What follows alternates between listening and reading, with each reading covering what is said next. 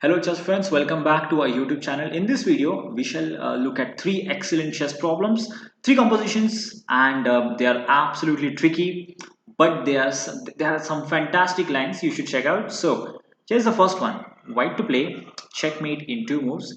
Go ahead, give yourself adequate time. This is one of the puzzles which you will really enjoy. So here we go.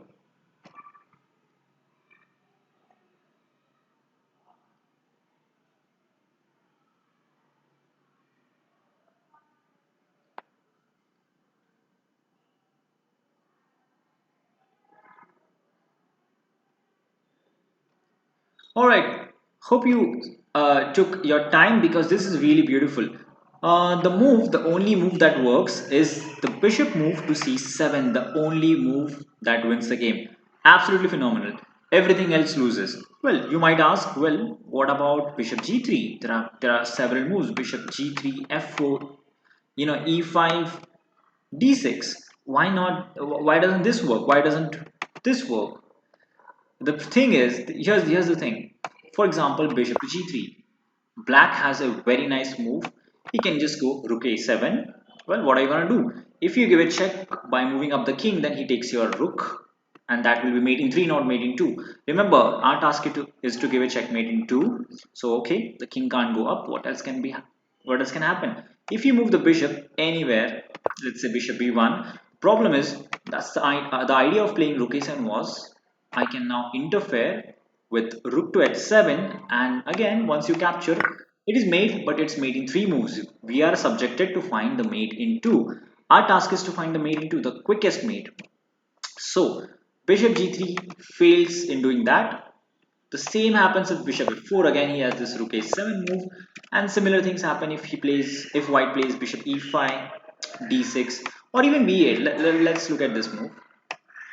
Bishop to b8 can also be answered with rook a7. So if you move your king, I'm gonna simply capture your rook. It will take mate in 3. It will be mate in 3. And if you move your bishop again, I'll just block it. And it will again be mate in 3, not in 2. So where's the mate in 2? The mate in 2 will only be possible if you play the move bishop to c7.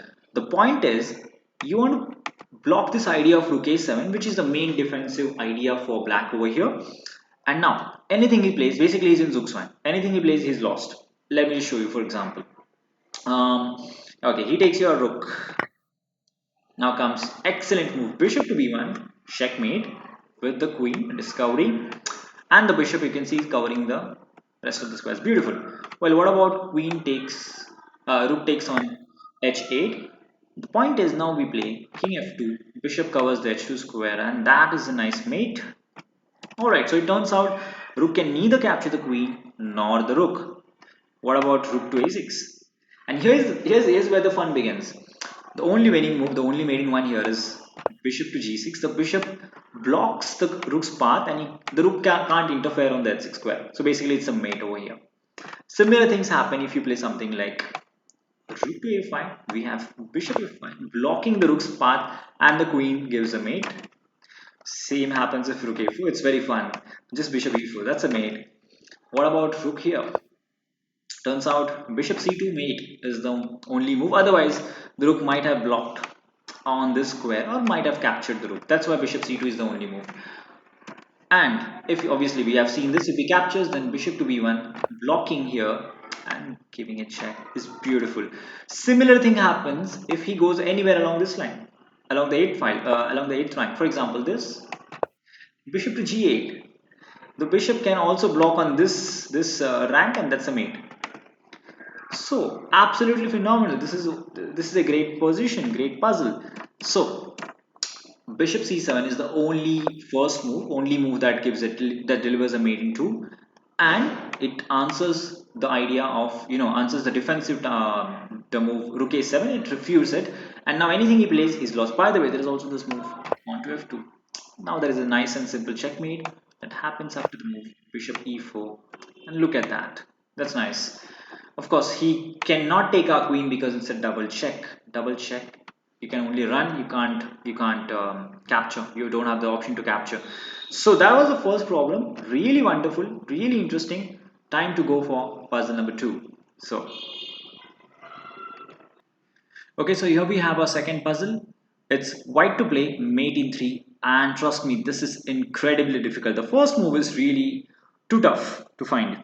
So, set this up on the board, maybe pause the video, set this up on the board. Of course, there are some nice checkmating patterns, but you're gonna enjoy this, of course, but you're gonna need some time. The move is not obvious at all. So, here we go. White mates in 3.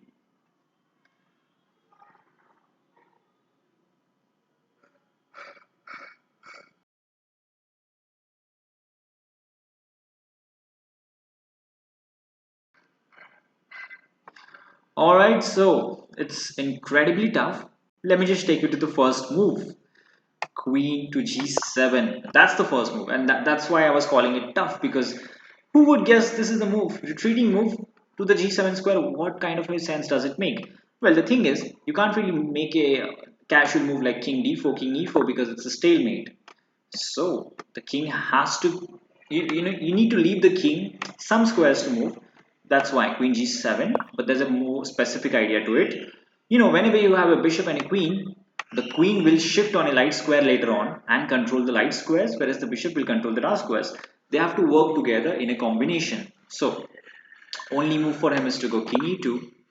Now comes the idea of putting the queen on d4. From here, the queen has access to two very important squares. One is the e4, another is f4. So basically black has two options, king f3, king f1, both loses. Let me show you the prettier one first. King f3, now comes beautiful move, queen to e4. That's a nice checkmate. Crossfire, bishop controls the lights, dark squares, queen controls the light squares. Excellent. That's the kind of a checkmate I love. So that is what we were preparing for. That's why the queen goes back here and comes in this nice triangle with a checkmating idea. And well, what about king f1? This is elementary, just queen to f2. That's a checkmate. So this is the first move. I think was incredibly difficult.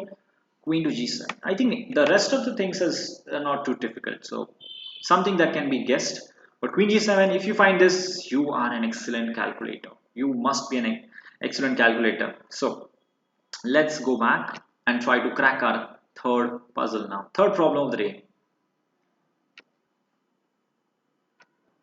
So here you go. It's the third problem. Problem of the day, white to play, mate in 3 moves. And this one actually, I think most of you already know the theme, but it's there for the sake of glamour. Of course, this is really excellent puzzle. Problem, pardon me for that. So here you go, white to play, mate in 3. This is really beautiful. If you're watching it for the first time, you're going to be really impressed.